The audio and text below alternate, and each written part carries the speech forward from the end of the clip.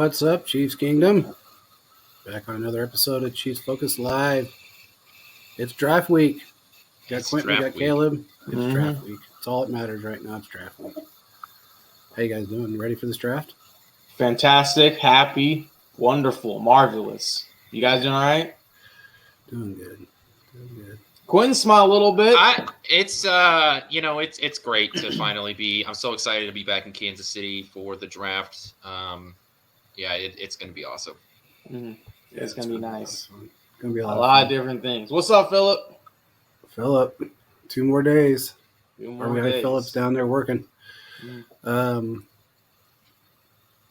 was pretty cool that Philip got, we got recognized because of Philip on Nick Wright's show. And he posted, he talked about us on his show. That's pretty damn cool. To get. What did he say specifically? I don't know. I haven't had a chance to watch it. Philip sent it to me earlier, and I haven't had a chance to really watch. But that's cool, though. Yeah, that's cool. Our brand's going wide. Yeah, worldwide at this point. So. Yep. So I did a presser yesterday with Mike Tannenbaum, and that went well. Got to ask a few questions. One was about Aaron Rodgers, and the rest were about the Chiefs. It was fun. It was informative.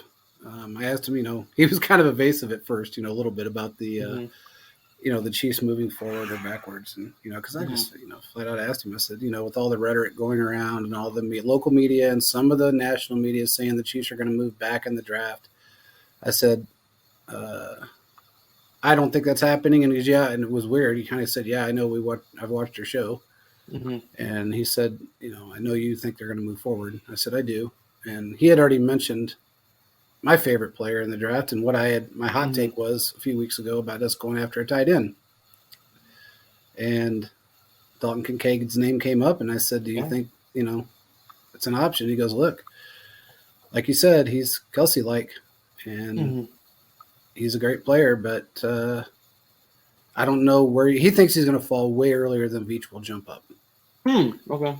If you go by Chris Collinsworth, we're going after a quarterback. I don't know. Chris Collinsworth, don't listen to him. I don't know if he just fell off the wagon again. I don't know what happened, allegedly. I really don't know what's going on with him, but to come up with that was just wackadoo. He probably did that on purpose for the clicks. I mean, this is the time you want to click, say something silly. Yeah. I really respect Chris Collinsworth too. For the work that he does inside the booth. I think he's one of the better color commentator guys. But man, just what this tells me that we got to get to draft week, man. That where people are running out of things to say. So we got to get to the draft. I thought it was funny. I mean, to say something that damn stupid. I don't know. I look. Veach is notorious. Andy's notorious for going after vets, for a backup to Mahomes, somebody that's aging, that's got some,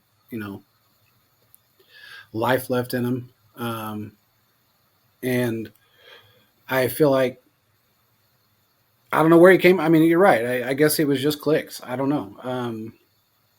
I think it was just more of a click thing than anything, but if I ever say something that stupid, fire me. Fire my ass. I'll smack you.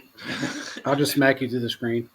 That was insane. I don't know where he came up with it. I don't know what he was thinking, but hey, it kind of is what it is. You got to get what you get, and he wanted to get the clicks, so he got the clicks, I guess.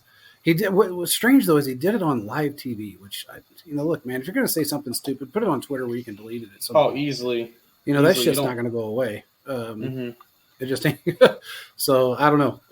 He just kind of put himself in a position there with that comment. But hey, it is what it is. Also, asked a couple of questions about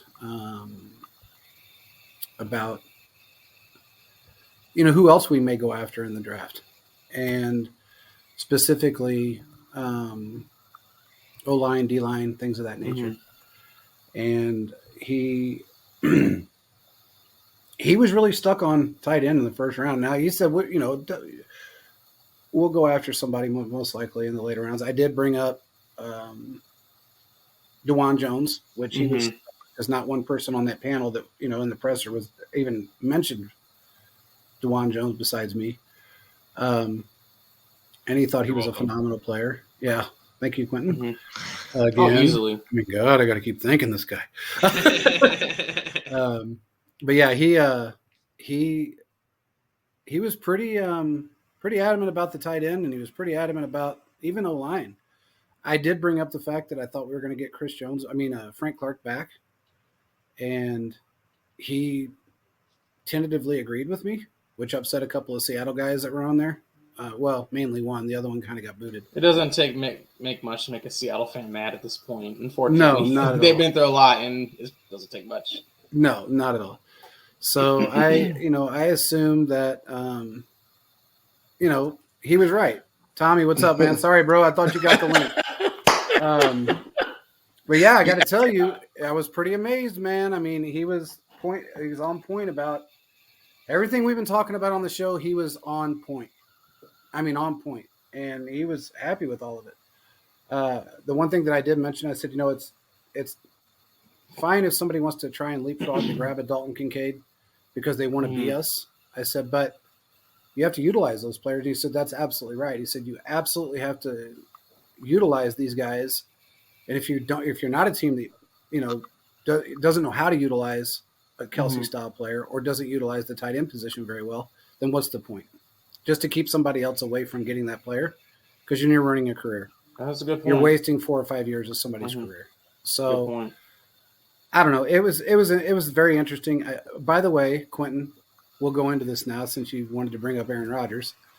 I asked him about that contract. I said, or that trade compensation package, both directions. And I said, there's a lot of people on Twitter saying, and of course, your national talking heads that are saying that, the Jets got fleeced. I don't see him getting fleeced. And he goes, no. He said it was good for Green Bay because they wanted away from a certain player, and they did get decent compensation for him. But in the same aspect, one of the compensations is a second that's going to turn into a first if Aaron plays 65% of the snaps, which he's going to do. So right now they're sitting basically at a third, fourth, and fifth. And I said, well, we've gotten great players out of the back end of the draft, out of those later round picks.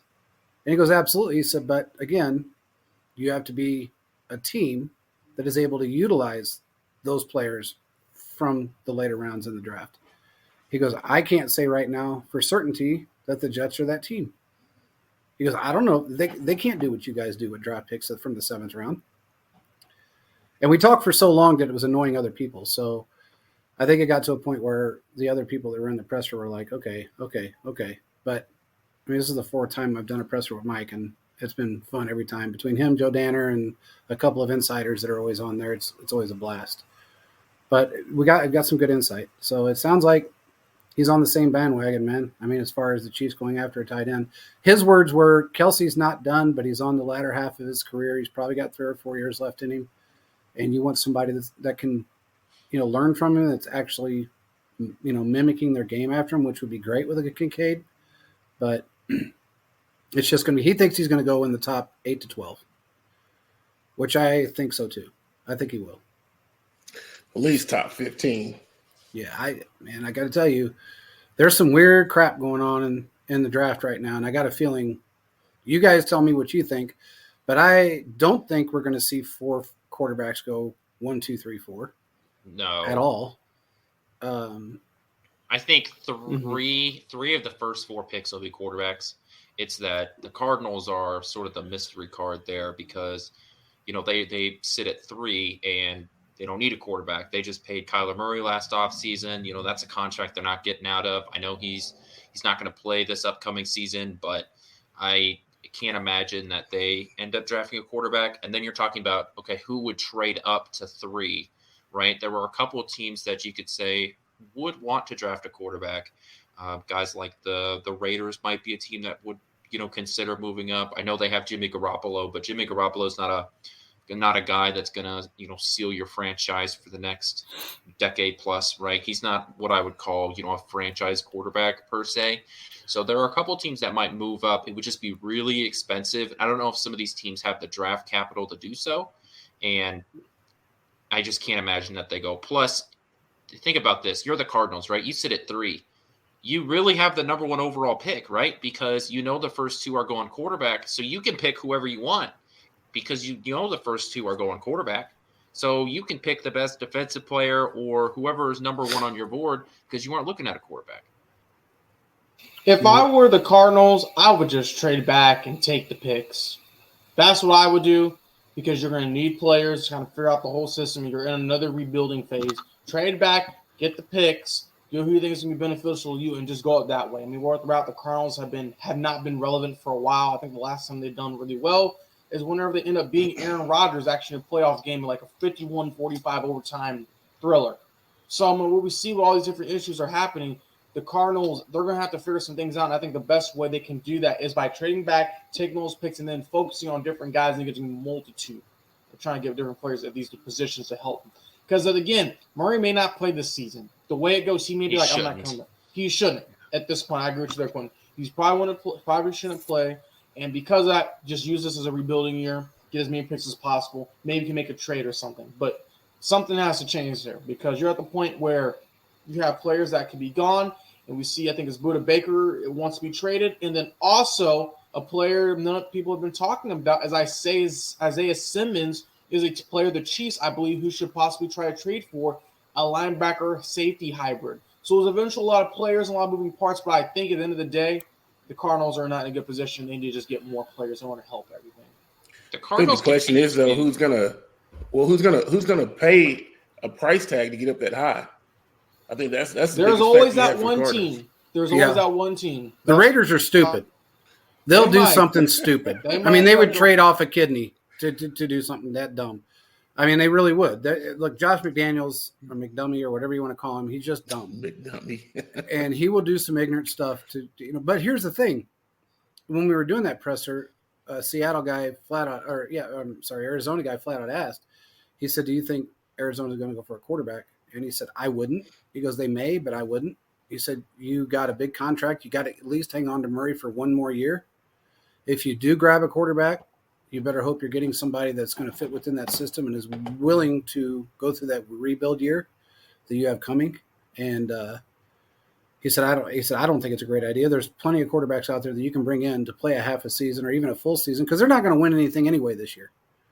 Just rebuild. Figure out just rebuild and move on. Trade away guys who you don't need in there. Get the picks and just go from that way. I think there's a chance we could see a guy like a Buda Baker be traded. Buda Baker be traded maybe on this week, most likely next week. But we see D-Hop could possibly be traded post June 1st. I mean, there's a lot of different moving parts that could possibly happen. Yeah, I agree. Yeah, I just think if you're the Cardinals, if you are going to trade away defensive assets, you're going to get even more picks there. So realistically, there's only so many picks that you feel like you can make and get what you want out of it. I know the draft is a lottery, and so as many tickets as you can get is always good, but I just feel like, you can only let so much dead money run on your cap. And if you've got what's essentially the number 1 overall pick the best defensive player. We know there's a lot of really good ones, especially coming out of Georgia. So pick your best defensive player. JJ Watt just left, so you need a pass rusher. So just pick the best pass rusher on the board, and you can start the rebuild there. So I just can't imagine them trying to trade out of there when you have a unique opportunity for being the 3rd worst team in the NFL and having the first pick. Well, I mean, they got more holes. I mean, it looks like they got shot with an M16. There's holes all over that field. I mean, from special teams to the water boy, there's holes. So they have to figure out a way of they need more draft picks. They really do. They need to blow it up. They do. That's what they need to do. They need to do the Jets fire sale and just move on. Yeah. The Miami fire sale. I mean, there's too many holes. I mean, if you look at their roster right now, there's too many holes for them to even say, "Oh, this year, next year." There's just too many. I mean, you got to think about the longevity of what the team's going to look like, and if you continue to try to get to the playoffs with making trades and taking chances in the draft right now, you might hit, but that's a long shot. the smarter thing to do right now is sell off your best assets, increase the amount of draft picks that you have. Thinking about the NBA, but draft picks that you can get, and then you can really start rebuilding because you're going to suck anyway. So you're going to have a top 5 pick in the next 4 years. Yeah, I mean, there's no point in trying to solidify something with the team this year because you're buried with Murray, and D-Hop's going to be gone, so you might as well just take your lumps for a season and rebuild. That's just what they really need to do. I think the Raiders are probably going to be that team that is going to try and pull some shit. I mean, if you really want to know the truth, I think they're going to be the team that's going to try and pull something. They're going to try and jump up in the draft. They're going to try and do different things. They're going to try and leapfrog somebody. I mean, what are they, 8th? I think they're the 8th pick or something. If I'm not mistaken, I can't remember. Somewhere around there. I think they got picked. Yeah, they're number 8. Yeah, so they'll probably try to jump up in the draft to grab a quarterback or do something stupid. But there's quarterbacks out there that are going to – look, man, there's guys that are going to end up going in the 3rd, 4th round. Oh, there's 7. Yeah. So, yeah. I mean, you got guys out there. I mean, I'm talking about guys that are good, decent players that are going to go in the 3rd, 4th round. I'm not going to say they're great, but they're good players that you can bring on and do certain things with. I mean, the Raiders they're just dumbass people. It is. It's a dumbass organization. I don't know why they even do the things they do. You said the Ravens are 7th overall pick. The Falcons have the 8th. Okay. Yeah. Yeah. So if that's the case, then I mean, if they jump up and they try to grab, any quarterback in the first 5 rounds, they're nuts. Mm-hmm. Now, speaking of the 33rd team, I sent this to Caleb earlier today, and I didn't bring this up earlier, but the 33rd team, for anybody that knows, this is what Joe Danner, Mike Tannenbaum, and the guys have put together, and they're a group of basically all NFL analysts, GMs, ex-players, ex-executives, and they all put their heads together on this. They actually have Broderick Jones going first overall. And look, man, that's not really out of the question. I looked at this, and it's something that we can actually kind of model our, a lot of people can model their, their mock draft after, if you will. But they have a totally different draft in the first 12 rounds than anybody else does. And I almost tend to kind of agree with them in certain ways, because there's people out there that really needs, if they're going for position of need, they'd be smart to grab some of these guys like him right off the bat. Mm-hmm. So, I mean, I could run down the whole list, but it's crazy. Their draft list is totally different than pretty much anybody I've seen. I haven't seen anybody with this mock draft, I guess I should say, and I actually kind of like it because it's something that makes a lot of sense. They got some inside intel, man. Oh, okay. Tell us. They got to. No, I'm saying they have to, because they got what they want. So yeah, because I haven't heard that at all from anybody. This is the first I've heard of that. Well, here's what they've done. They've just switched it up today. So it was Broderick Jones going first. They got Robinson going first. They got Broderick Jones going second. Quentin Johnson going third. Okay. No way. Will Levi's going fourth. I'm telling you, if he's there, the first round, Chiefs are taking him. Look, Bryce Young going fifth. Jalen Carter going sixth. Will Anderson seventh. Christian Gonzalez eighth. Tyree Wilson ninth. C.J. Stroud 10th. By the way, for everybody that C.J. Stroud fans out there, he is going to end up falling to a good team. If they, I guarantee it. I understand there are tests. I tell people all the time, tests are obviously a weed out process, but sometimes they don't show a lot. Yes, did he have a lot of help at Ohio State? Yeah, but he's a good quarterback. He's not one of these guys that just went out there nothing. He studied, worked, and yes, he has some great wide receivers, but that's what a team's supposed to do.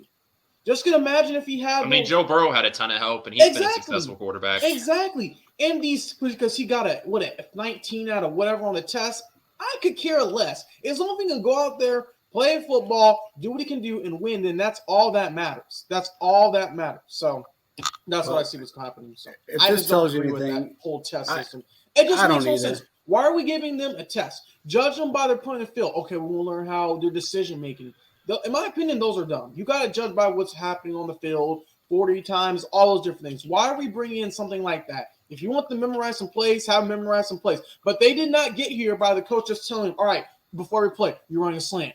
You're doing a go route. You're doing this. You're doing that. They know what they're doing. So this idea that we have to continue to take a test to get to the point we're seeing at, it just makes no sense to me because it creates these false narratives saying these quarterbacks don't know what they're doing, and then these pressing and proving wrong.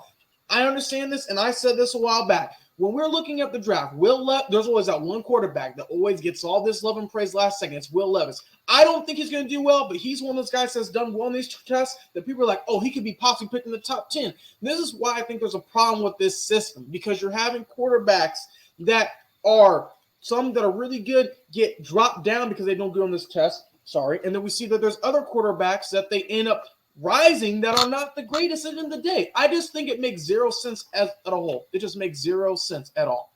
Well, that's my TED talk for this afternoon. They got Paris Johnson, which he's an Ohio State guy, going 11th. Jordan Addison, 12th. He's a great wide receiver. No one is talking about. There's no doubt about it. Last year, if he went out, he would have been a top 10 pick. This year, I think he can make it up to the second round, possibly. Absolutely. They got Jalen Hyatt going 13th. Jalen Hyatt's good. Yeah, if the Chiefs were going to look at drafting a receiver in the first round, Hyatt would probably be my guy. I just don't think that the value is there for the receiver because I can get almost the exact same guy at pick 95. I don't know. Six catches, 235 yards, and 5 touchdowns is pretty nice to me, Quentin. I just think that there's more value in getting a defensive, a pass rush, or a offensive tackle, right? Whether it's if you think you can find your left or right tackle, I don't think that's something we've talked about enough. I know we focused a lot on the drafting a right tackle, but if your left tackle is there, you know that the guy you just signed can play both, right? So if there isn't a right tackle that you like, then you can draft a left tackle and have it go there and vice versa. So I just don't think that the value is there for wide receiver. Now, if you want to talk tight end, I think tight end is a different conversation. I think Dalton Kincaid is probably the best pass catcher in the draft. So if he's there, we can have a conversation about the tight end, but I just don't think the value is there at wide receiver. So any team that drafts a wide receiver in the first round, I'm just out on it. Well, they got DeJuan Jones going 14th. Oh, my God. Chiefs could trade up to 12. No, they can't. No way. They can't go that high, man. Okay, Quentin, they have 11 picks. They're going to trade up. No, they are, but I don't know if they're going to trade up. Value chart move up that high. If you just want to go by, sort of those generic charts, right? I can pull one up right now. The draft charts talk about how basically it gives picks points, right? And it says how many points is a certain pick worth. And if you just look at the point system, Kansas City's 31st overall pick, the last pick in the first round, is worth 600 points. Okay. The what you say, 14, the 14th pick that New England is picking at is worth 1,100. So you would have to give up. Basically, you couldn't get there by drafting or by trading this year's stuff. You'd have to get into next year. And I don't know how Kansas City is going to do that when you know that you're going to have to constantly rotate this roster. Well, I know they've traded away a year ahead before, drafting for established players, but I just don't know if you can trade away trade away both this year's picks and next year's pick for one player moving up that far. If there's someone that can get it done, I know who it is, and it's Brett Veach. I just don't think but I do agree with you. It's kind of hard. It is. Well, I'm going to jump to a commercial real quick, and we'll be right back to go over the rest of these, and we'll see what everybody has to say. This episode is brought to you by Manscaped. Use the code ChiefsFocus to get 20% off of your order. Manscaped. Your balls will thank you. They absolutely will. Wearing those Manscaped undies as we speak. I like what Brian has in the chat. Let me go up here. He says we either need an OT, DT in the first. We can get a wide receiver second and fourth or fifth round. I 100% agree with you. I think for the first 2 rounds, you have to go offense and defensive line. We know that's the thing that Andy Reid values. Look at the way he's built his teams, even going back to his Philadelphia days. He values offense and defensive linemen. There's a reason why the cliche in football is that, the game is won in the trenches. Mm-hmm. And if you look at the holes in the roster, if you just run through the draft, the depth chart, those are the biggest needs in Kansas City. Yep. Is a tackle and a defensive end. So that's where you have to go in the first round. There's so much value there. I've been looking into some of the other defensive ends. There's a guy, Keon White, out of Georgia Tech. Okay. He sort of stood out to me. He looks a lot like George Karlaftis, right? Kind of a raw talent, high motor, fast, coming off the edge, good in run defense. So, there are a ton of guys that I think you can get in the first round, end of the first round, into the second round. I think Kansas City, if you want to talk about moving, I think Kansas City moves back into the second round because I think that's where the most value is. So if you don't get your defensive end in the first round, let's say you go tackle, then you can move early into the second round and you can get your defensive end there. So that to me is where the most value is in the 40-ish mark. I agree with you, and kind of where Corey just said, the Chiefs are going to move up to the mid to low 20s, get a pass catcher, either Johnson, Addison, Flowers, Kincaid. I do agree with the first part. Second part, I don't think they're going to get a wide receiver. I do agree with Quentin, though. They're going to get offensive, defensive linemen, and that's a more favorable spot for the Chiefs. They did that with the Patriots in order to get McDuffie. So stuff can happen. I think they're going to make some sort of trade up on draft day. It's not going to be in the teens. I think it's going to be in the 20s. I think so too. The only way they're going to jump up and it's going to be high teens is if a Dalton Kincaid is there. That's my opinion. And look, they got Michael Mayer going at 15, another tight end, which is strange to me that they have him. It's probably because of his grade. He's 6'4.5", 249 pounds, did pretty well. They got Jackson Smith Najiba going at 16, another wide receiver out of Ohio State, which he's a really good wide receiver, 6 foot, 196 pounds, got good hands. They got Emmanuel Forbes going 17th. Now, this changed from earlier today. They've changed it up now once. They got Devin Witherspoon, which wasn't even at 18 earlier, and he's a CB out of Illinois. They got Jamar Gibbs, which Gibbs was going. Actually, they had him higher in the draft earlier, or I guess going with, I think it was top 12. He's a running back out of Alabama, going at 19. Dalton Kincaid, now they have at 20. They did have him at 22. Now, here's my thing. If Veach is going to jump up to 20 to 22, and he knows that Kincaid's going to be available, I think that's who they grab. If he's going to jump up, that's who he's going to grab. I mean, you'd be stupid not to. This kid, he's 3 inches shorter than Kelsey, well, 2.5. And he's about 10 pounds lighter than Kelsey, maybe 15 pounds lighter than Kelsey right now. But he's got great hands, best pass catching tight end in college right now. And he's got great mobility. He's basically a very large wide receiver, similar to Kelsey. I would definitely, if he goes anything from 20 and above, I would be jumping up for him all day long if I was Kansas City. But then we got Peter Skorgonski out of Northwestern. Then is that an offensive tackle? Guard. Okay, yeah. They got him at 21. They got Hendon Hooker going at 22. He's coming out of ACL surgery. Yeah. And he's going to sit for a year. Anthony Richardson, they got at 23. They had him higher earlier as well. Brian Branch, 24. Joey Porter Jr., he dropped in their minds. He did drop. His grade was a 6.73. I'm kind of surprised he dropped to 25, but in their mindset, he dropped a good 6 spots. Anton Harrison, outside tackle out of Oklahoma, they got him at 26th. Darnell Wright, DT, out of Tennessee. They got him going 27th. Lucas Van Ness. Remember we talked about Lucas? Mm-hmm. Yep. Out of Iowa. I think he's definitely a guy that I could see being around the later rounds. What I like about him is that he's a smaller player and he's got speed. And I think that's something. There's something to be said about that. They got him at 28th. Nolan Smith at 29. He's another edge. Will McDonald, edge, Iowa State. That's the one that we liked so well, Quentin, at the time. Remember him? They got him going at 30. Ooh.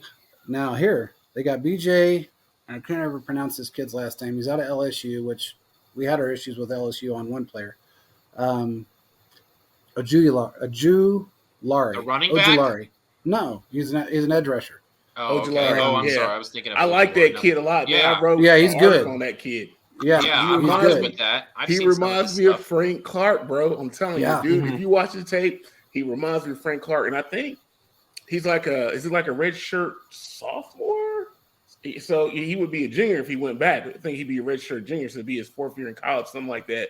But what I really liked about that kid, dude, is his hands and his feet are outstanding. When I tell you that he can get off the ball, he can check you with his hands, he can power rush you, he can swim past you, and he's just as effective against the run. The dude's a stud. So I watched the whole tape on him. I watched him play a couple games this year, and I was like, man, who is this kid? And I just, how you watch a tape or you watch a game and certain guys jump out at you? That dude jumped off the screen at me, and I was like, man. So where do they have him slated? Like what number do they have him slated going at? 31. I think 31. City pick if him. he goes I would up, be ecstatic with that pick. That's awesome. Yeah, I would love. That. And again, this is a mock draft, but this is a mock draft by a bunch of guys that have been dealing with these people, and they're talking to everyone. They're talking to not only the reps and the agents for these players, but they're also talking to teams. And they've got guys like Miles Murphy that nobody expected. Another edge rusher. I expected him. They got him going at 34. Clemson, correct? Clemson kid. Yeah. He's good too. He's very good. Where do they have him going? 34.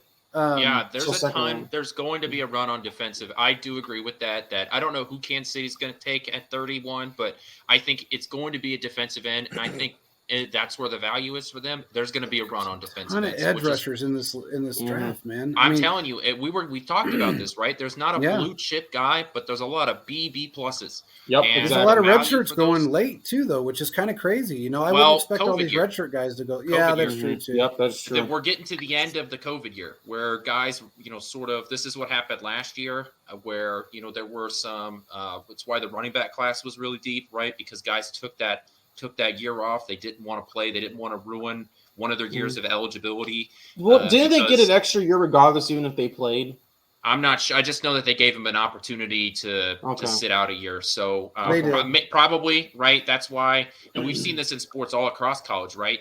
In college basketball, you had the San Diego College was older than the Oklahoma City Thunder, right? Because of guys stayed an extra year and they were able to, benefit from that. So, there are going to be a run of defensive ends late in that first round because that's where the value is of them. And, anybody who has done fantasy football knows that when one position starts getting taken, you realize that I need to draft that position. Otherwise I'm going to lose the value. And you need to draft that position and the next team drafts it and it snowballs. And there's a run where 5 of the next 6 picks are all the same position, and that's what's going to happen on defensive ends late in the first round. If Kansas City can get Ojulari in the first round, then are they more likely to do something where they trade up in the second round to get a offensive tackle like the kid from Oklahoma? I think that's that far? Yeah, okay. I think that's what I think they're going to trade up to about 45-ish, right? That's where I think the value is for your defense or your offensive tackles, right? I do think that there are going to be some right tackles and some left tackles left there because there's going to be a run on a couple of these positions. And I think you could pick up a wide receiver or a pass catcher in the third round, whether that's a tight end or that ends up being a wide receiver. I think the depth is there to where you can get a guy like that in the third round. If I had to guess, I feel like they're going to pick more positions. left tackle for some reason. I don't know why. I get this gut feeling because everybody's thinking, and rightfully so, that we already have a left tackle. But I'm thinking that the better deal in the second round is going to be a left tackle opposed to right tackle, though. I agree. So, Kelsey, for these two idiots that keep running their mouths, Kelsey is 6'5.5". Okay, and Dalton Kincaid is 6'3.5". So that's 2 inches, not a smidge, and he does weigh about 15 pounds less. So That's fast speed, though. yeah, it's That's very a little fast speed. Hopefully. Yeah. So then you got where are we at? 31. Yeah, 31. 31. So they got Joe Tipman going at 32, OC out of Wisconsin. Dante Banks at 33. Miles Murphy at 34, another edge. Wide receiver Josh Downs, North Carolina. North Carolina, yep. Yeah, he's going out of 35. Keely Ringo, which I kind of liked, he's going at 36. He's at CB. Zay Flowers, they got him going at 37, which I didn't think he was going to go in, early rounds anyway. Unless some dumbass wants to pick him, but I wouldn't. If I was the Chiefs, I definitely wouldn't go after a wide receiver in the first round. Not with what we got bumped up a couple spots because he played catch with Mahomes. Yeah, that's exactly what it is. Yeah, but there's 5 other guys that play catch with Mahomes as well. So I mean, it's not like it makes that much of a difference. Oh, let's stop one up. Yeah. If you're a wide receiver and want to get paid more, throw with Mahomes before the draft with these workouts. That's true. Yeah. Yeah. Contract year's undefeated. Exactly. Contract year is undefeated. Brad said no. He's 6'4". You're wrong, Brad. I'm going off of his stats right here. He's 6'3.5". Bro, we talking about half. Yeah, it's a half an inch, not a smidge. As long as he comes to Kansas City and helps us win, it does not matter. Yeah. Who else they got? They got Rashee Rice, that wide receiver out of SMU. They got him going at 48. Okay. Well, from what it sounds like, it sounds like the beginning of the second round, there's going to be a run on wide receivers. So everything I just said about defensive end, copy and paste that shit into wide receiver. Wide receiver, which makes I've it got more likely that screenshots. we'll See what I love about this show is when people want to argue like that. I have screenshots and I keep them because then when they're wrong, I can go back and do a whole show on stupid takes, but and how wrong they were. But look, man, all these are mock drafts. Nobody really knows where they're going to go. It really depends on what these teams decide they want to do. We already know that Mike Beach doesn't even know who he's going to pick because it demands. If 6 quarterbacks go in a row, which if you're a Chiefs fan, that's what you want. In the first 10 picks, you want 6 quarterbacks and 4 running backs to go. Okay, you want there to be a run on any position. Who knows? The Raiders may pick a kicker again in the first round. Okay, they may Janikowski it up. Yeah. Hey, he's a Hall of Fame kicker though, but still he's a kicker. Janikowski hurt my heart several times when the Chiefs had to play against him. He get like a 60+ yard in overtime, just like. Yeah, maybe one of the biggest kickers of all time in NFL history, like 260. It's crazy though when he played with the Seahawks in his career, he tried to wind back those kicks. When he would go and kick the ball, he would pull a hamstring. That's how crazy it was. Do you remember what college he went to? Huh? Do you remember what college he went to? Was it a West Coast school? No, I think it was Florida State. Let me look it up. I want to say it was Florida State because I remember he got a DUI. And I think Bobby Bowden was it Bobby Bowden the coach back then? It was Florida State. It looks like. Yeah, and they were like, "Are you going to bench him?" He's like, well, no, we're not going to bench him." That lets you know how long ago it was. The guy didn't get benched for having a DUI. Well, right now, Cincinnati may jump up for a running back just because Mixon's in the shit that he's in. Mixon's trash. I've never liked Mixon. He's trash. He's terrible. I mean, that's me, Ryan. Don't let him get the guy out of Texas, man. That dude is a beast. He wants he said if he can't play with the Chiefs, he wants to play with Jalen Hurts and the Eagles. Oh, Bijan Robinson? Bijan, that's what he said today. Because I'm telling you, I watched that dude, run through my Jayhawks. I was like, okay, it's the Jayhawks. Then I watched that dude run through every other Big 12 team. I was like, this dude's legit. Dude, if the Chiefs pick a running back in the first round again, they won't. That won't happen. They won't. He's learned his lesson on that deal. I know it's not going to happen. That's why I feel good. That's why I'm confident. But if it does, I will lose my shit. Because I lost my shit when I did it the first time. Yeah. Well, you know what? I'm not going to be. I'm going to lose my shit if they draft a wide receiver in their first round. Yeah. If it's Quentin Johnson, we can't get that mad. If it's anyone else, if it's Quentin Johnson, I think we can't get that mad. Look, Only way I they appreciate draft a the wide fact that he receiver. spells his name correctly. Okay, we've got a bond there that's unbroken. He doesn't know who I am, but I appreciate the fact that his parents can spell. Yeah. Other than What that, didn't he run a slower 40 at his pro day, like a 4.5 something? A 4.5? Yeah, I think you're right. I think he But did. his game speed, though, I feel Yeah. like is top hey, look, notch. he can track the ball. Mhm. He's got good if he route ends up running in skills. Kansas City in the second round, I'd be happy. I'd be a happy Chiefs fan. Yeah, Just he's don't not going to draft me in drop the that first round. far. Mhm. He's not going to drop that far. Oh, wait, I think the only way they draft wide receivers is if one just drops. I mean, just because you know how it is when they go on that run. Say if they go on a run in the first round, and say they do go quarterbacks, but say somehow, some way, just like last year's free agency with wide receivers, people get stupid and they start taking wide receivers, and that causes somebody to drop that probably wouldn't have dropped. Then I think the guy will have to be outstanding though. It would be like you can't pass it because if you do, you're gonna let maybe a team in your division get somebody that's gonna hurt you, something like that. Well, Other than that's that, where they're most of gonna these draft guys are going anyway. That's even when we did that presser. That's what the one thing that Tannenbaum said. He goes, "You can draft all day long, positions out of need." He goes, "What's the point?" He goes, "You don't if you're drafting to keep somebody else from getting them, that just means you suck, and you don't have any faith in your coaching staff." And that's really what it all boils down to. He's not wrong. We've been preaching this for 7 years. It's if you can draft out of need, put the people in the position that they need to be in for us to succeed, what's the point? What is the point of draft? I mean, now you're going to see a Cincinnati or a Buffalo. Buffalo, just look, man, they're still pissed at us. So they're probably going to try and do that. They'll draft somebody just to draft them at this point. If they have an inkling that we're going after them, that's what they're Watch the do. Chiefs jump the Bengals. where Thursday. are the Bills draft, or what's their draft slot this year? The Bills. I thought it was 20. Aren't they right below the Bengals? They're at 27. Yeah, 27. So watch this jump up to right. Yeah, probably because the Bengals. You said the Bengals are 26.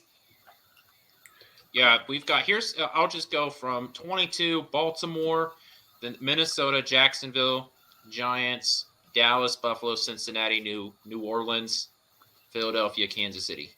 Well, we already know that the number one pick has been solidified already. They're going QB. They already know what QB they're going for. So that's. I hope to God. Some are saying it's Will Levis. Huh? Some people are saying it's Will Levis now. Hey, if it is, that's great. I mean, that's the Panthers right there for you. That's all. That's the Panthers for you. So what are you going to do? I mean, you can't change that. I'm pretty sure the Will Levis pick is going to be like Mitch Trubisky, where we've talked about it. It's sort of that. I'm getting Mitch Trubisky vibes. Does anyone else feel about that? How's the chat feeling about that?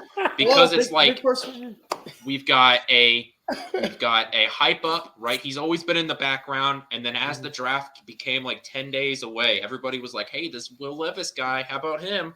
We've got a team trading down, right? How's the vibes they were on hyping Will this Levis? guy up once the draft ended. They put him as a top 10 pick last year, like a week after the draft. And when I saw it, I was like, oh no, we're going to be talking about this a year from now. The same thing is happening. Like, seriously, you're going to take Will Levis over C.J. Stroud? You got to be kidding me. Hold on. What's the guy? What's the guy that went number one out of LSU to the Raiders? One of the biggest busts in NFL history. Jamarcus Russell. Yeah, that's the type of vibes I'm getting right now. Yeah, I think he's working at Amazon. He's got an arm, dude. Dude has got a cannon of an arm, and I don't know if he's as bad at his accuracy as Jamarcus Russell was, but I think he's a developmental prospect right now. You just have to have a coach that can develop him. That's the biggest thing. I mean, Russell's probably working at Amazon with that cannon that he had, breaking people's shit. That's why you get your stuff and it's broken all the time. Here, this is for Brad. Because I know you got Bush. Apparently you're scared of, men's hygiene. Anyway, yeah. So Let me ask I've got another question for you guys in the chat. I don't really care how Bryce Young played in college because I do think that he is too small to play in the NFL. Because I don't understand how an NFL organization can look at what happened to Tua and look at what happened with how he would get whipped around because of his size and how he struggled and then say, we'll be fine. Let's draft this guy that's small. Well, this is how I see this. He's 5'5". If you're going to draft an Alabama quarterback, you have to be very worrisome because Alabama always has the best wide receivers, offensive line, and running backs. Mm-hmm. You have to beware because I believe, and this is what I feel, Tua was around one of the best offensive wide receiver classes we've seen in recent memory with Smith, many other guys. We're also going to see right now is that the same thing is also happening for quarterback of South Alabama. I think what's going to happen is that I think he can last longer. I think Bryce Young can do well, but the team who surrounds him is going to have to put a lot of stock into the offensive line and get some investments from receivers. If you do not do that, you're going to deal with what Tua had to deal with. And Okay, that's wait a minute. not going to be good. Isn't he 5'5"? Who? Bryce Young. He's barely 6 foot. Okay, who's the 5'5" quarterback? There's no 5'10". Is he 6 Yeah, foot? there's somebody that was like 5. They said he was like 5'5", and everybody was bragging about him, how great he was. I don't think Bryce Young is 5'10", so I don't know where we've gotten that from. Okay, I don't know. I I saw barely somebody 6. said he was. Somebody said there was the quarterback in the draft that was 5'5", and they were just bragging him up about how great he was. Here's the I thing: didn't see that. you had Doug Flutie back in the day that was, I think he was 5'8", 5'9", somewhere around there. Maybe he was 5'10". He had to jump over people to find his wide receivers. He would run backwards 40 yards to see his wide receivers. Boston You don't College. want, in this league, the last thing you need is a quarterback that, unless you have an offensive line that is so damn good that they can drag everybody down extremely quickly, so he has vision, it's going to be very difficult for him, I think, in my opinion. Well, Hey, let me that's hold why on. they Let me. come I up want to with the respond. Drew to the Brees was chat. 6 foot. Typical. Yeah, Drew Brees. Yeah. I like this. Drew Brees was 6 foot. Let me respond And- to the chat, and then Tommy, you can get in here. People keep putting in about Russell Wilson and Kyler Murray. Both of them are more athletic than Bryce Young, especially Kyler Murray. Kyler Murray can use his legs. Kyler Murray can move around in the pocket. Kyler Murray will run for an extreme amount of yards. And I mean, we know how athletic Kyler Murray is because he was drafted in the first round in baseball, right? Kyler Murray is just a better athlete, and you see that on the field. So I don't think that the Kyler Murray Bryce Young works together because Kyler Murray is just a better athlete and uses his legs. So I don't think that's a fair comparison. So I'd throw that out. And then I would say that the same thing with the Kyler or the guy who plays for the Broncos now, Russell Wilson. I would also say that Russell Wilson, he's better to move around in the pocket too. But we see that Russell Wilson also, we've seen how that's impacted his play because Russell Wilson does not throw the ball over the middle of the field. And absolutely, we've seen it now be a huge impact in his play. And also it's why he was sacked so much because he would run around in the back of the pocket and he wouldn't throw the ball over the middle. Look up some of Russell Wilson's old heat maps, and you would see how little he threw the ball over the middle, despite having wide receivers that were great in the slot and would have excelled even more if he was able to throw the ball over the middle of the field. So I'm worried about his size because of, we've got defensive ends now that are 375 pounds coming after you, and they're fast. So, and let's not forget those defensive ends are running like 4.7s, 4.6, 4.7. I mean, they're so athletic that the NFL is starting to allow holding calls and false starts to just happen, and they're not calling it anymore. Absolutely, that is absolutely. how athletic these defensive ends are getting. And I don't want to throw a guy that is I do not believe that he's over 200 pounds. I've told this story before, but just in case you're new. When my brother was in the Marines, my brother is a little bit smaller than me, but much skinnier than me. He's just very lean, okay? He was so small that he was underweight for what the Marines wanted him to be. And so when he would do his weigh-ins, he would drink a gallon of water to go in. So when he would do his weigh-ins, he would just barely peek over the weight limit that they wanted him to be. I 100% believe that during his draft day, when he did his weigh-ins, that he either drank a bunch of water or had a hearty meal the night before and held everything in the morning. So he was able to meet his weigh-in to be over 200 pounds. I do not believe that Bryce Young will play at 204 pounds like he weighed in at the combine. Oh, yeah. Okay, I don't think it matters if he does play it because the thing is the question really isn't can he play? Yes, he can play in the NFL. He has the ability. He has the arm strength. He has the accuracy. He has the Mhm. decision making. The real question is, will he have longevity? Hell no, because you cannot continuously be pounded by 300-pound men and only weigh short of 200 pounds for only a certain amount of time. Your body will not hold up in the NFL. It's a proven fact. Mhm. It's not like people No. just now getting the understanding Mhm. of this. This has been going on for decades now. If you're not big, you're not going to survive. Simple as that. Look at And your let's just quarterbacks. put Tommy, you're right. And not only that, let's think about it like this. Look, I'm not trying to be a dick, but look, they're soft as hell compared to what they were 25 years ago or even 20 years ago. So these players that are coming out of college, because the rules have changed in college as well, Mhm. when they get into the NFL, this is like going to a damn party for them because they're not going to get – they are soft, and any little hit is going to damage them in some way or another, where you had guys like Doug Flutie that got sandwiched by guys that were 300, 350 pounds, get back up and play the rest of the game, and he was a little tiny-ass dude. You know, I mean, he was small. So these guys are soft compared to what it used to be. And I'm not saying they're weak, you know, they need to not play football. I'm just saying for this era, they're soft players compared to what they were years ago.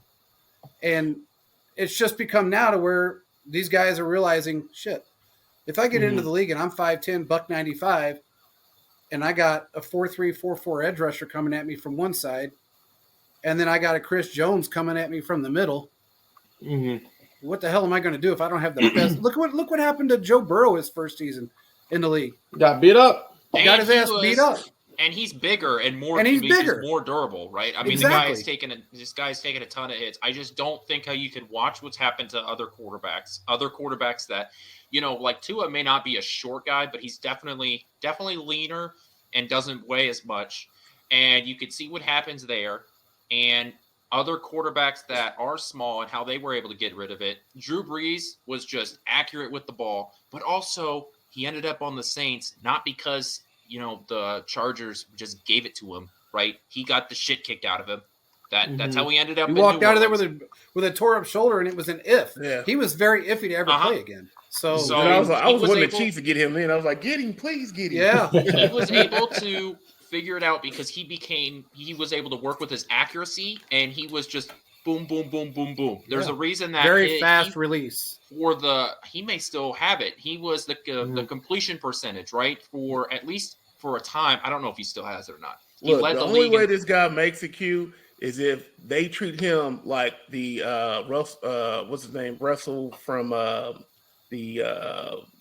what do you call it, the Seattle Seahawks days. Russell He's Wilson. gonna have to go to Russell Wilson. He's gonna have to go to a team that runs the football 70% of the time, lives off of play action. Because if they drop him back constantly 35 to 45 times a game, he's not gonna last. Simple as that. He can play if he gets in the right system. He can play, but wherever he goes, like if he goes to Houston or Carolina, they have bad offensive lines. So you're not going to a place where you're guaranteed protection, right? If he was going to, like, you know, the 2003 Kansas City Chiefs, we'd be having a different conversation because that was a fortress. Okay, Hey, look, they're going to places that have absolutely bad right on offensive lines.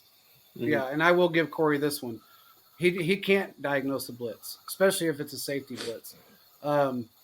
That's on Burrow, and I still don't think he can. I don't think he's got that. He doesn't have that football IQ. So that plays a huge part in it. And again, we've talked about this, you know, numerous times.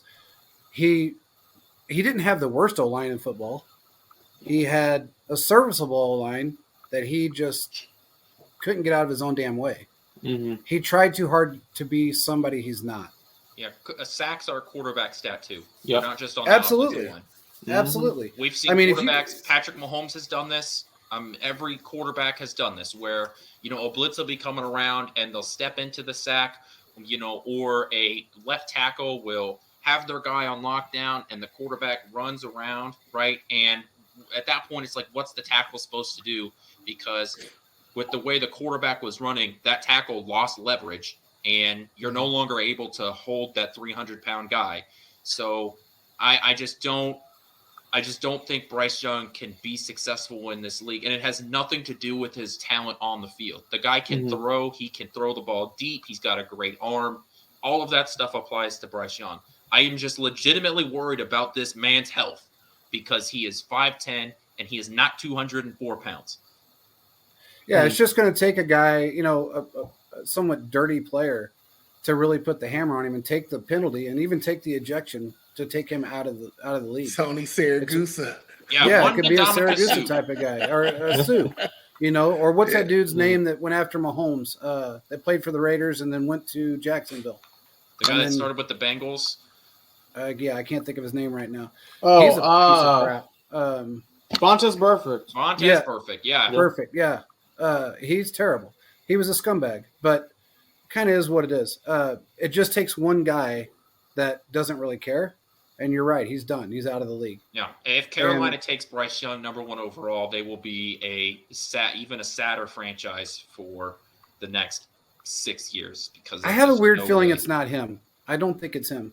I really don't. I don't think it's him. So I don't know. If we really diagnosed out how this is going to play out with these quarterbacks, there's no phenomenal quarterback in this draft. There's no, in my opinion, there's no blue chip guy. There's nobody there. There's Tom Brady in the 6th round, though. There's a very that's the difference. That's the difference. Tommy hit it on the head. There's nobody that can go in the 1st round right now that's going to go, that makes your Nuggets, just go woo. But you got a guy in the 6th round that's going to be hungry, that's going to come out and prove everybody wrong. Exactly. You're going to have your Mr. Irrelevant that's going to come out and prove everybody wrong. And I know Quentin doesn't like that kid, but Brock Purdy. But I'm going to tell you now, that kid, when he's healthy, he's starting for the 49ers. And that's just how it's going to be. That's what they've said. That's what they want. For like June. I don't even want to get involved. Quinn's like, I don't care. It's going to happen. We're going to have to do a whole debate on Brock Purdy. Hey, you know who's not going to draft a QB? The New York Jets. Good transition. I know JP talked about how he didn't think that the Jets got fleeced. I kind of do, because of that conditional pick. The one that goes into if he plays 65% of the snaps? 65% of the time. If he plays 65% of the snaps, which is like 10, 11, or 12 games, depending on the snap count. I don't like that in terms of for New York. I just think that sort of sends it over for me, because you're giving up a 1st round pick for at most 2 years. I just don't think let me that's ask you a worth question. It. Just out of curiosity, and I think he's going to play more than 2 years. Aaron Rodgers will probably play, if he's happy and he gets anywhere. He's probably got 3-4 more years. That arm, I just don't know how long that arm's going to last, because that arm's pretty damn strong. Looking at it last year, we've seen it before with guys' arms that just fall off. Right, Ben Roethlisberger, Drew Brees. Yeah, but that was a 5-year progression of his arm falling off. We've seen this before, where guys' arms that's it. Where Phillip Rivers, right, these guys who. They can just no longer seem to throw the ball downfield. I think what you're forgetting is Rodgers sat for 3 years. So he's got 3 years on those guys. He's sat for a long time. And I think he'll be okay. I think he's, if he's happy where he's going and they treat him the way he thinks he should be treated, he's going to stick around for a while. I don't think he's going to go anywhere. Now, dude, look at the defense he's got too. You got that's what I'm saying over there. Yeah, man. And he was asking for players. I mean, before he was even, and that's I brought that up on the presser. I said it must have been, pretty much locked in, because he was getting. I mean, they were making trades for players that he was requesting before this deal was even anywhere close to being done. So Robert Saleh. It's pretty amazing to me that even happened, but. I don't think he's going to go anywhere. I think if he's happy, and look, think about it like this, Quentin. Just say they make it to an AFC Championship game. Okay? You mean the Arrowhead Invitational? Yes, the Arrowhead Invitational. Say if they make it to that, their first season with him being in the AFC with that team, they didn't lose anything, because that's the furthest they've been in ever. Well, they made back. Well, I mean, Joe Namath won a Super Bowl, so they've been forever. And I'm pretty sure about, didn't Mr. Butt Fumble make it to the AFC Championship game? Yeah, twice. Yeah, he made it. How long ago was that, though? I don't 10 know, years, like the 10, 15 early years ago? 2000s, early 2010. It was like 2009. Again, forever 2010 ago. to 11 or 12. something Yeah, like Mark you're talking about a long time ago. Sanchez. You know, anything that's 10, 12 years and back, that's a long ass time to even look at sniff a playoff game or a AFC championship game.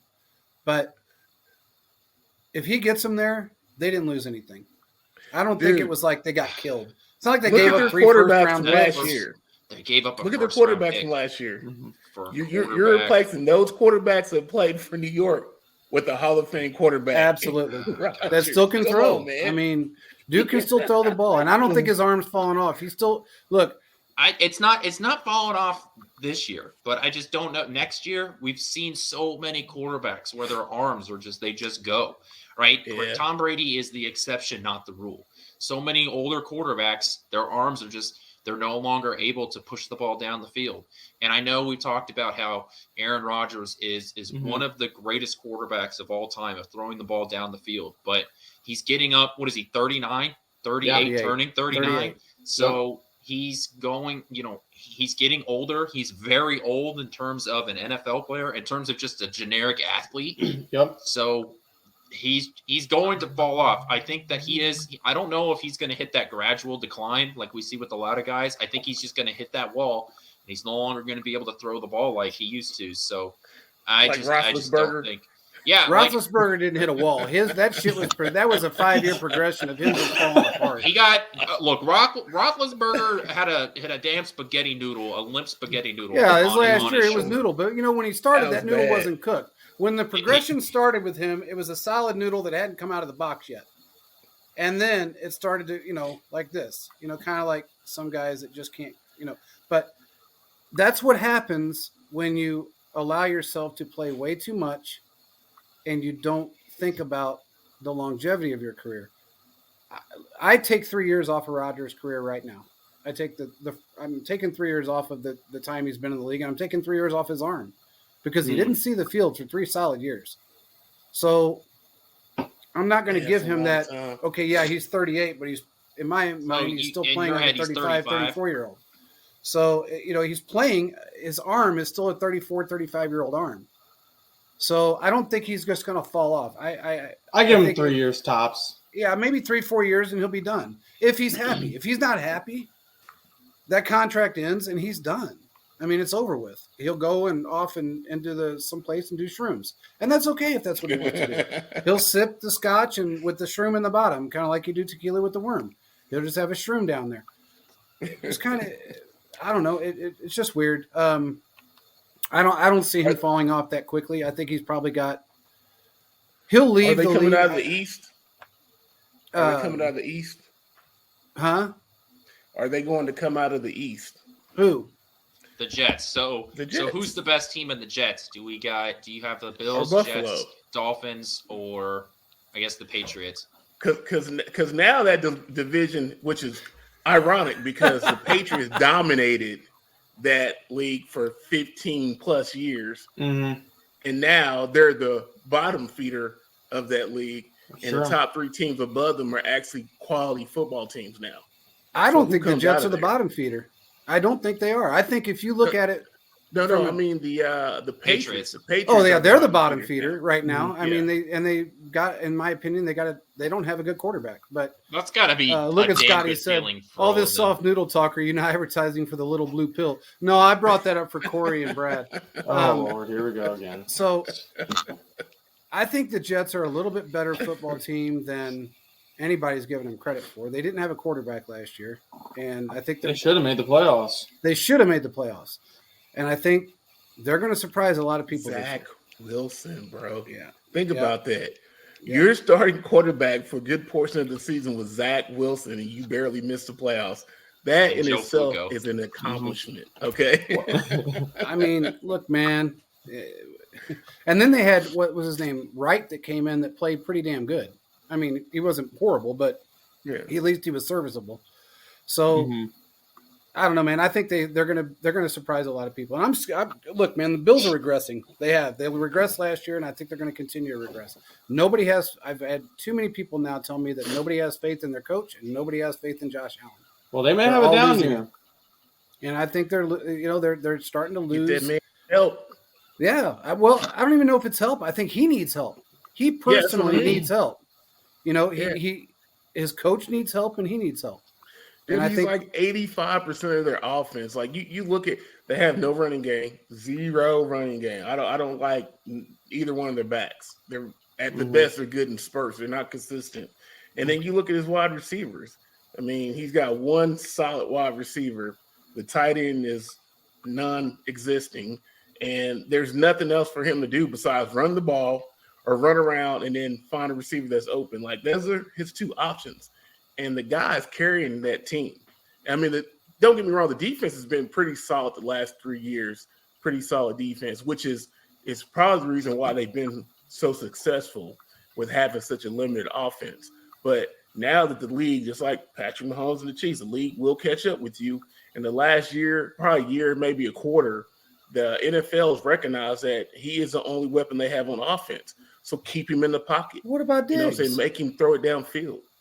Yeah, Diggs. the Bills' run game is like the Raiders' hope for making the playoffs. It really is. I mean, it's sad. There's no doubt about it. But here's the thing: whose fault is that, though? Whose fault is that? GM and head coach. Mm-hmm. When you put 30% of your cap in a one defensive player and 20% your quarterback, that's a and you bad got nobody move. else, that's your fault. And he's old too, man. The guy is prime. You're going to sign a 33-year-old Von Miller to that fat ass contract, and then he gets injured. I mean, he was dominant before he got injured. So no, but he was injured in don't Denver. Get me wrong. He was one of the best pass rushers in the NFL before he got injured. Like there's no doubt. But that's you want to hear my thoughts on Von Miller? Yes.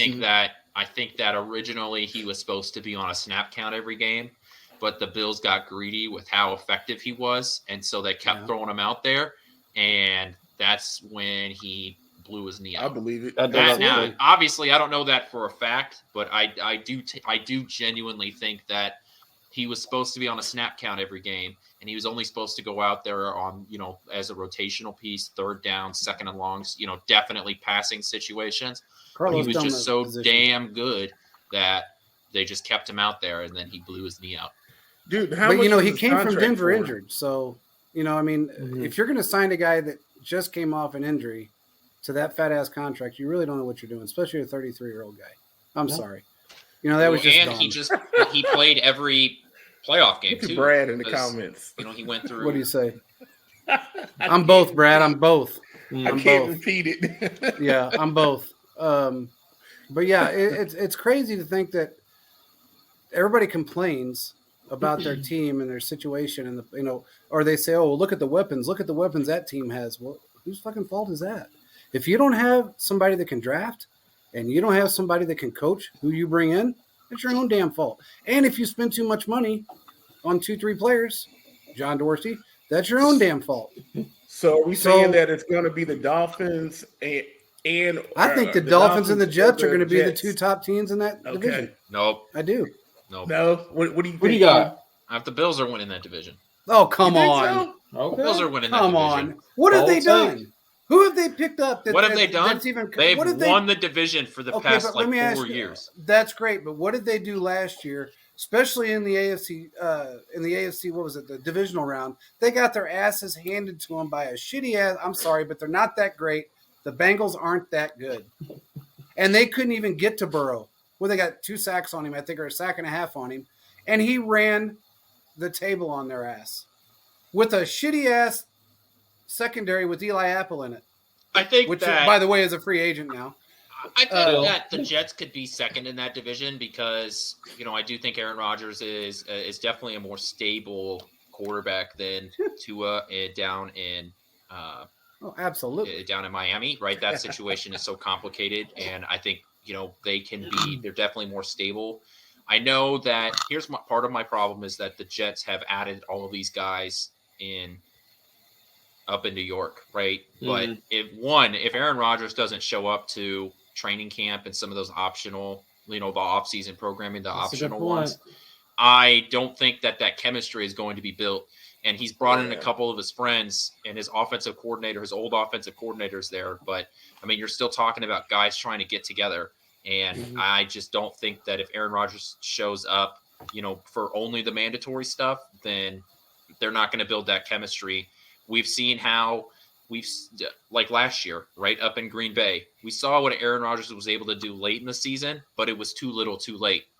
Once he had that chemistry built with the wide receiver room, they weren't able to be as effective. So if Aaron Rodgers is able to show up for all the offseason stuff, maybe we have a different conversation. But I just think that the Bills are a more stable franchise, and if you're talking about winning regular season games, then I'm going to go with the Bills. Well, here's the sad part, and Brad's right, and I can't believe I'm saying it, but Miami did manhandle the Bills. I mean, for the most part, they almost beat them. Yeah, so almost only counts in horseshoes and hand grenades. Well, I'll tell you what, for Miami to be who they were and to come out, and I think that was without Tua. Yeah, it was without. Hey, Skylar Thompson, local kid, congratulations for losing in a playoff game. Let's not forget about how well they played against, supposedly one of the best quarterbacks in the league. That leads me to think too that Miami, because of Tua's injury history, they're gonna make some changes on offense. They're not gonna stop throwing the ball with that many weapons. Why would they? That would be stupid. But I think they're gonna have to integrate the running game more and more of the short passing game because they got to keep that guy upright. And if you do that, if he plays in that game, yeah, that too. But if he plays in that game, they win that game. Like if a healthy Tua plays in that game, I think they win that game. And Brad's right; they did beat him. Yeah, we're not talking about the playoffs. Talking about regular season. They beat him. Yeah, regular season. I think they split in the regular season. They split. Yeah, they did. Yeah. And that was a spank down Miami gave them. It wasn't like just a little. That was like here. There's Wasn't your that the really hot game down in Miami? Yep, everyone's cramping up. Absolutely, yeah. Everybody was like bitching because the sun was on one side of the field, and that's the reason why the Bills lost. Well, I'm sorry, but that's how the Dolphins won the stadium. The way things are made, there's home team advantages. Every team that has played in Miami plays on the hot side of the field and on the sunny side of the field. Mm-hmm. And I still remember them going, they went 3-13? They won 4 games, they won 3 games, they won 5 games. Still playing those same teams on the hot side of the field. Mm-hmm. It's not a matter of that. It's a matter of who the hell you are when you step on that field. And I'm sorry, but Miami they did whip their ass once, and I think they'll do it again. Y'all suck because y'all make me defend the Bills. Y'all make me defend. Josh Allen is basically Phillip Rivers at this point. I mean, he really is. He is. He's Phillip Rivers.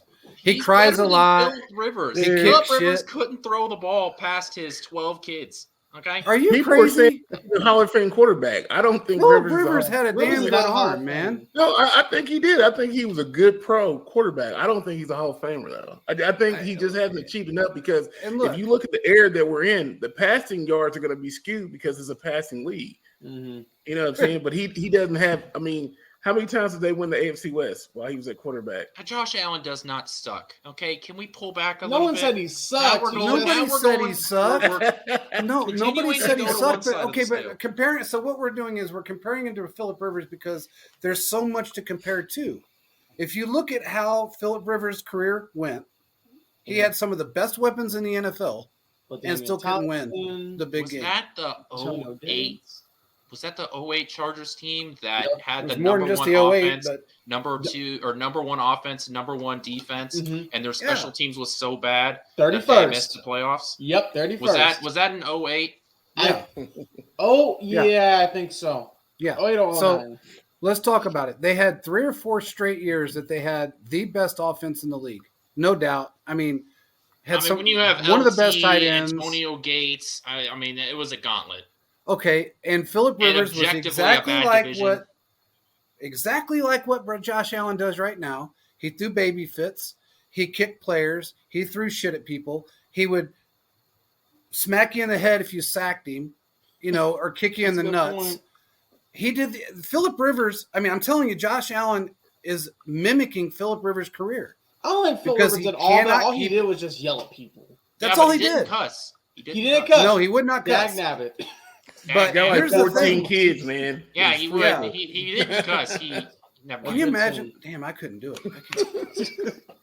I can't. Go ahead. He wasn't home most of the time. But fucking 13 kids. He was busy in the off season. Damn.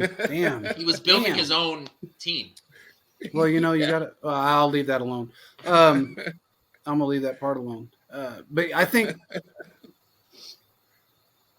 Josh All right, Allen Phillip, has a we little can bit. have that conversation. He's right. He's absolutely right. Josh Allen is Philip Rivers with a little bit more athleticism, and he is. The difference is, I don't care if you could throw a ball 100 yards or not. It don't make no damn difference if you're not hitting somebody.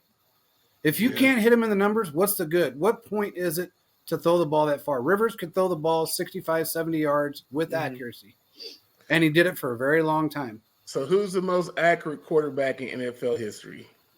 In NFL history, I think it's Drew Brees. It is. It's actually Drew Brees. Yeah. I think Drew Brees owns was the NFL freak. record for completion percentage. He was an absolute freak at So accuracy. the He really was. 5'11" quarterback out of Purdue that the Chargers really didn't want, right? Did Breeze come out at the same? Yeah, him and didn't Eli come out at the same time and they swapped teams? Is that what it Who's was? that? Breeze and Eli Manning. Because remember, Eli got drafted by somebody by New York. And Eli Manning he got drafted by another team the years Chargers, ago.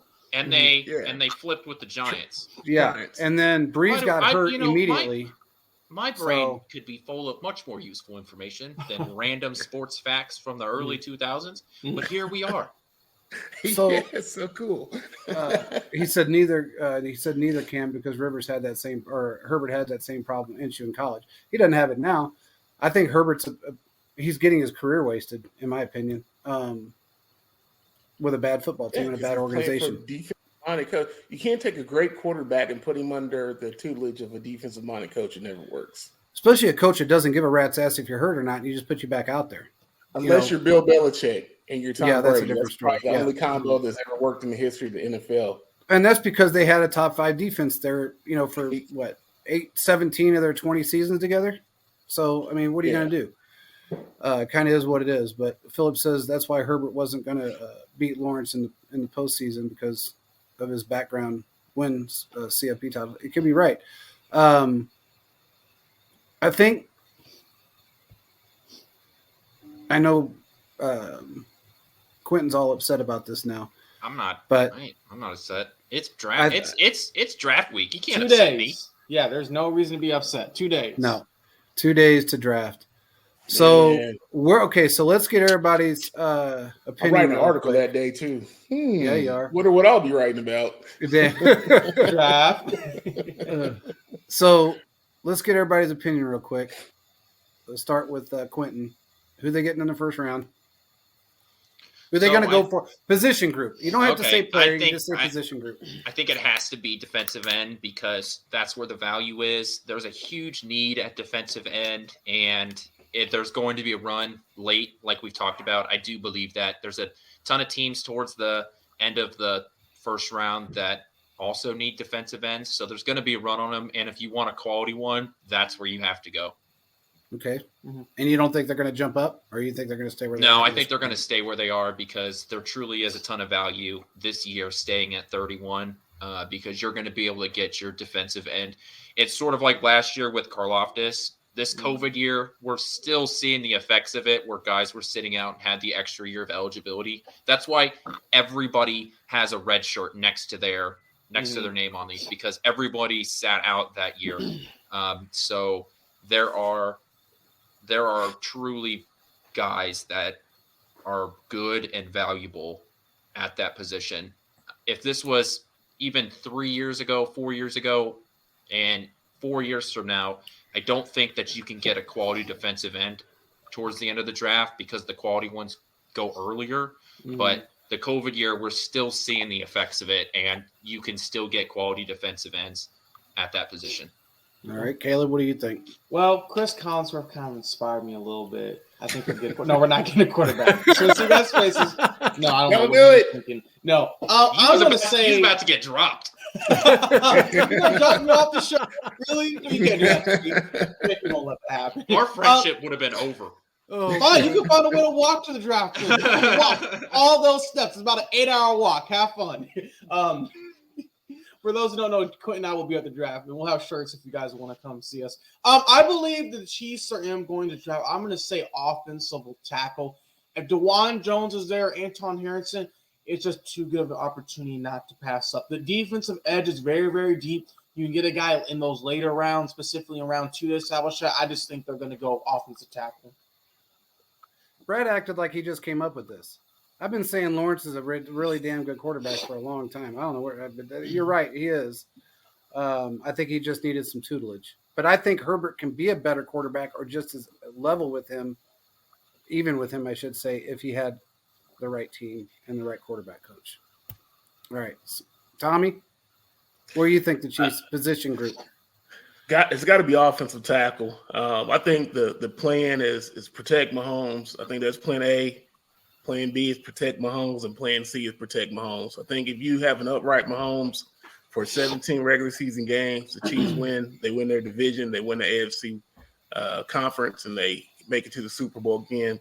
I will say that I believe there might be some stipulation to that if someone that they really like, I'd say top 3 on their Dalton Kincaid.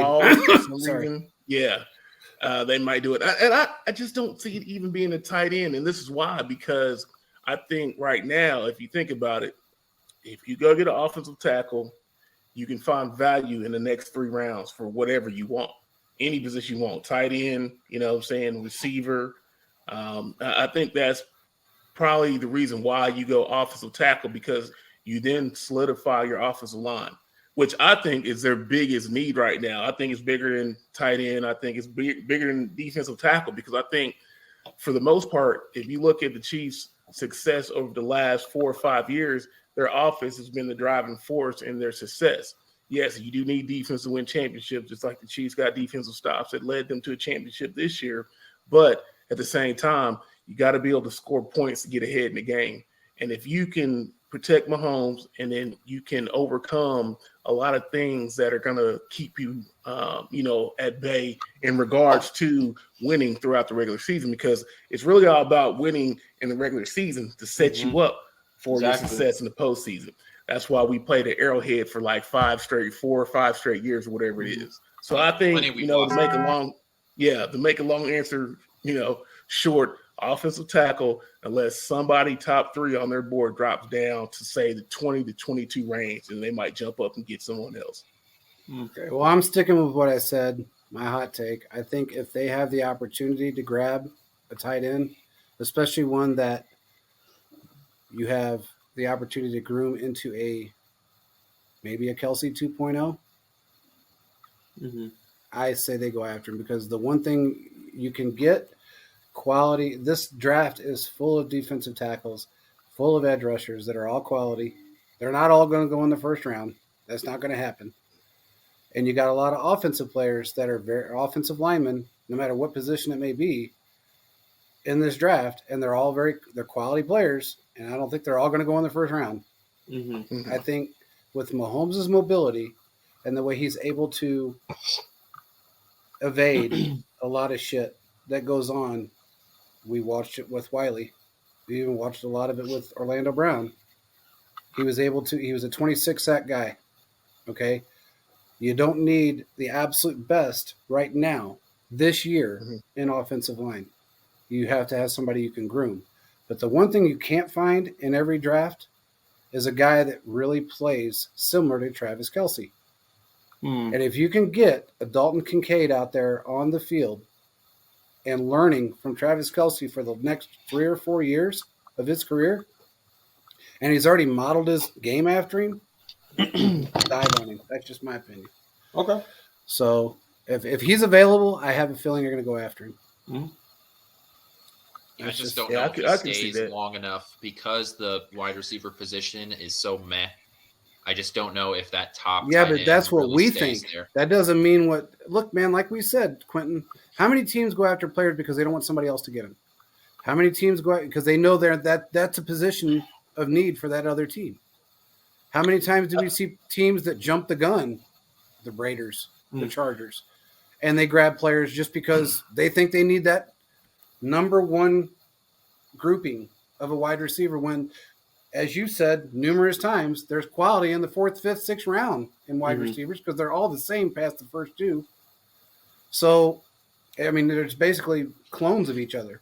Well, So to me, that makes it more likely that Dalton Kincaid goes earlier because they realize Yeah. that there's no value there at picking wide receiver early. So go after the dominant tight end there. What if a team like the Raiders pick him up because they traded away their tight end, so now they need a new one? Well, let's go after a guy that's sort of like the Travis Kelce, who's been beating the crap out of us. Well, that's for the one damn team near a that you would decade. see that would do it. Now, if they're going 7th, right? Yeah. Mhm. If they're going 7th, I bet you anything that the Chiefs are not going to trade up to 7th to get him. It's not going to happen. So everybody, anybody that thinks that's crazy, but if they don't pick him, which would be stupid for them not to, but if they don't, which they're stupid, so it's very likely that they won't do it because they're a dumbass organization. So say they don't pick him, and he falls to 22, 23, like they've got him right now.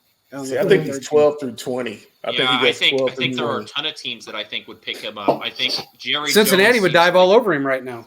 Since the Cowboys seem like a team where Jerry Jones loves that splashy first round pick. I think Seattle's got 2 first round picks. Okay, let's get the guy that we want early in the draft with the Broncos pick, but we can take more of a riskier pick later in the first round because if it doesn't work out, well, we already got our guy that we were really wanting. So let's take a little bit of a riskier guy later in the first round. I just don't think that he stays long enough for the Kansas City to pick him up because the wide receiver class doesn't have that blue chip. And there are a ton of teams that would see what Kansas City and other teams have done, the 49ers, to some extent, Mark Andrews and Darren Waller. Some of these other guys have done with their tight end. Let's see if we can find that next dominant guy. So I just don't think that he stays long enough, even if Kansas City moves up, realistically, for him to end up playing along Travis Kelce. That's a good point. Yeah, it is a good point. Now, here's the thing. Cincinnati wants to be us so badly. They want to be the Chiefs. That's all they want to do. Their life's goal is to be the Chiefs. They'll never be the Chiefs. The town will never be Kansas City. I mean, that's for damn sure. Ugh. But have you been there? Anyway, they want to be us really bad. So if I see him going past a certain point, Cincinnati's going to try their best to get him. I think if the Chiefs are going to do anything, they're going to leapfrog forward if he's 20 plus. I don't see them going prior to that to grab a tight end. If that's the case and he's gone, then they will probably go after an offensive tackle or a defensive, probably an edge rusher. But if Frank Clark comes back, they'll definitely go after an edge rusher. It's coming back. That's in the cards. I think he is too. So I think he's in the cards to come back. I think the longer he doesn't sign with somebody, the better odds he comes back to Kansas City. And that's what makes me think that we're not going to draft an edge rusher in the first round because I think that Veach is banking on that, and I think that's why he goes for tackle. Because if you buy yourself a whole nother year till you have to get an edge rusher, you just know it should be similar talent, if not better, next year. That's what you hope for in the draft, kind of like the cap. You hope it gets a little bit bigger every year. So if you do that, now you have your offensive tackle. Now you have 2 veterans that you can twist in and out at because I think they're also looking at bringing Dunlap back to kind of spell. They are. They absolutely are. Yeah. Well, here's what I would argue against that is that every year Kansas City has rebuilt one of their rooms, right? It was the offensive lineman, wide receiver room last year. I think it's this time around it has to be, also the cornerback room last year. I think this time around has to be the defensive line room because you had so many guys walk. And even if you bring back Frank Clark, I still think there are needs along the defensive line. And if you're able to get a defensive, there are a lot of guys in the defensive line room that can play the defensive tackle position, right? There are some guys that are able to rotate around.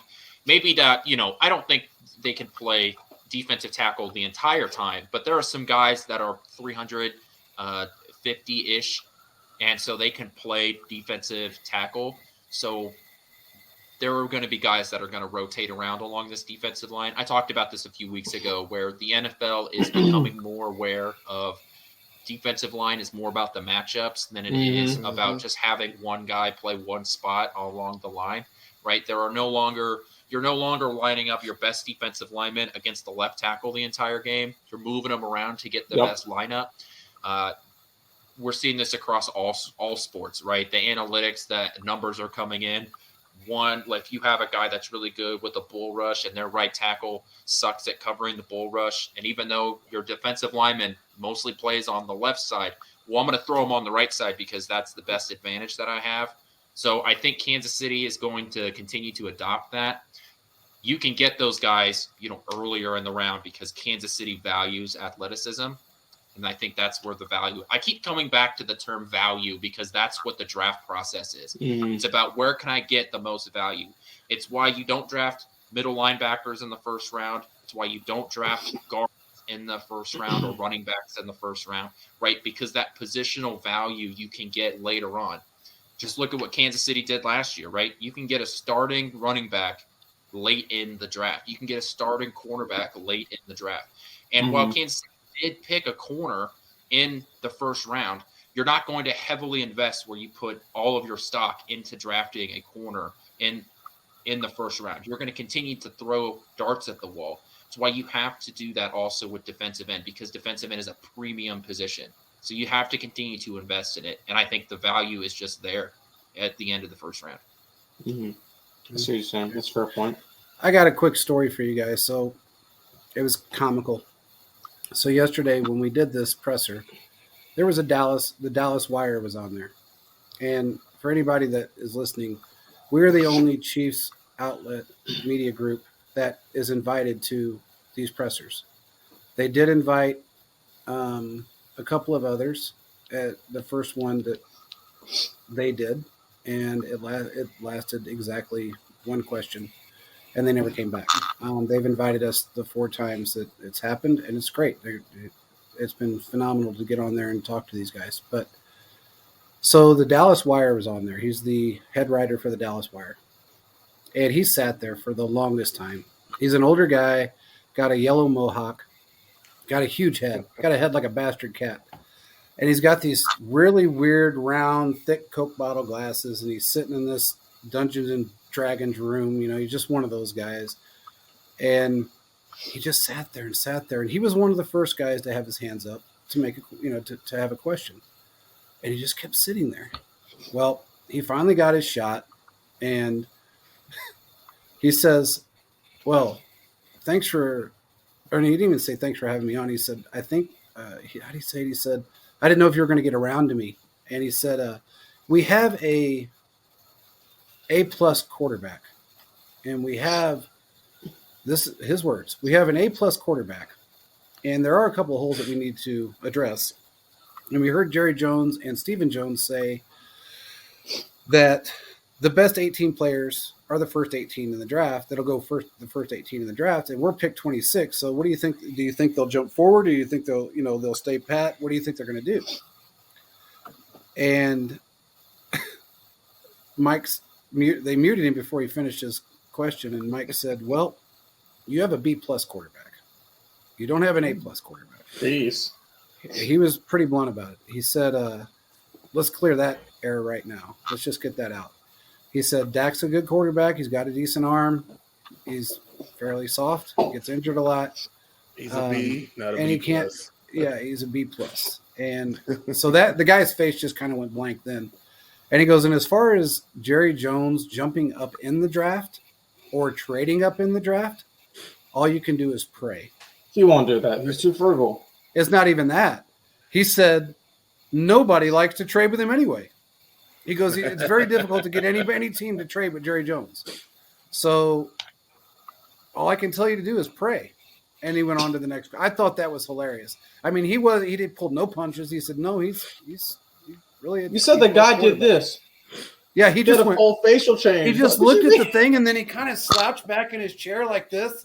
And Mike is just bam, bam, bam. I mean, Mike was like Tyson out there. It wasn't Tannenbaum. It was Tyson. He was just drilling this motherfucker. Should have kept. I'm cracking up, bro. I'm dying. I'm like this, and I'm trying not to laugh because they can all see you, and I'm down here like this, and I know Mike because he looked directly at me, and I know he saw me trying not to laugh, And then he went back to me on the second question or the third question, and that was about or fourth, I'm sorry, and that was about Aaron Rodgers. And it was just classic the way he said it, because he pulled no punches. He just flat out said, "Let's just get this out of the way. You got a B+ quarterback. You don't have an A+ quarterback." Someone's got to be the 12th best quarterback in the NFL. Absolutely. And it's just I never really thought about it the way he kind of put it, but he's right. Nobody does want to trade with Jerry Jones. Who the hell wants? And not only that, look at the caliber of teams that you have in front of you. Look at the amount of NFC teams right now that are picking 1 through 18, 19, 20. There's a hell of a lot more picks in the NFC going in the early picks than there are AFC teams. So NFC team going to trade up with him. I mean, nobody likes him anyway. Eagles, I thought it was great, but NFC championship game. That's what I think too. But and I think the 49ers are going to beat them, but that's just my opinion. But anyway, I want to thank everybody for jumping on. We're going to have to end this one. It's been going a while now. And I want to thank Manscaped for sponsoring our show. Make sure you guys jump on Brad. They do have, I know you don't like the lower half of your body, but they have hair wash, they have the stuff shampoo. They've got regular body razors wash for your face. They got body wash. They got, well, you don't have a beard. You don't grow a whole lot of hair, I can tell. But I know it's hard for you. But they have all this stuff that you can buy that is for men's hygiene. It's not, they have deodorant. It's not just ball deodorant. It's regular deodorant. They have the best underwear I've ever worn. And I'm going to buy a few more pair because they're damn comfortable. Just make sure that you use our code. Use our code, Chiefs Focus. You get 20% off. There's no sense. And you also get entered in to a contest that you can win the 4.0 kit. Now, I know, Brad, that you won't like it because the 4.0 kit looks like this. And I'm going to show this on the screen. This is what it looks like. And this is really all about your nugs. Okay, so this is about the nuggets. This will get you nice and clean down there, and you don't have the ball sweat and the stank and all that stuff. And apparently you don't have to worry about anybody sniffing it anyway, but it just is what it is. It's a good product. You'll enjoy it. I had never thought about using anything like this. Oh, and by the way, here, just so everybody sees this, I don't know if you can see it or not. Shampoo. Those are got different things you can get. Cologne. Yeah. They have men's cologne. They have everything you could ever want and then some. So jump on, get it, use your 20% off and spend $7. You will not regret it. And I bet you go back and you get more. Mm-hmm. But go ahead. Oh, I was just going to say that we are going to be at the draft. So on Thursday, we'll let everybody know where we're going to be. So if anyone wants to meet up, and, some of us are going to be there. I'm not sure about outside of Caleb and I, but I know that some of the other guys here at Chiefs Focus are going to be downtown in Kansas City at some point too. So, if anybody wants to meet up with us, just DM us on Twitter and we'll figure something out. Mm-hmm. Yeah. Beer. There you go. Beer. I'm speaking my language. If it has anything to do with beer, Quentin's going to be at a beer garden somewhere. I can promise you that. It's like there's a beer garden within. Quentin can sniff a beer garden out. If you buy me a beer, I'm legally and socially obligated to drink it. So take that as you want. Absolutely. Man. And that's the only man I know that can sniff a beer garden from 100 miles. This man knows where the beer gardens are. No matter what happens, he knows where they're at. So if you want to find Quentin anywhere, just look at a beer garden because you will find him at one of them. Let me see what this last comment was. Brad said something. What did he say? Brad said he's going to be there. So Brad will be there at the draft. So you guys can meet up with Brad and kind of talk him into being hygienic. All right, we will have another show tomorrow. On Thursday, we'll have some spaces, so just stay tuned for all the stuff. We're definitely going to do a spaces. Yes. JP might give us a full one. Call us while we're there. We might have to do that FaceTime there and see kind of. Probably going to have to do that. You never know. Yep. So I'm stuck here. So everybody else is repping, and we're going to do spaces on Thursday night, I believe it is, and we'll see what the Chiefs do. We'll probably, last year we did one every day of the draft, and it worked out really well. For the most part, we did one every day of the draft, and we were pretty excited about what we did. So let's hope we can do it again. With that, I say peace out, everybody, and we will talk to you again on Thursday. It's draft week.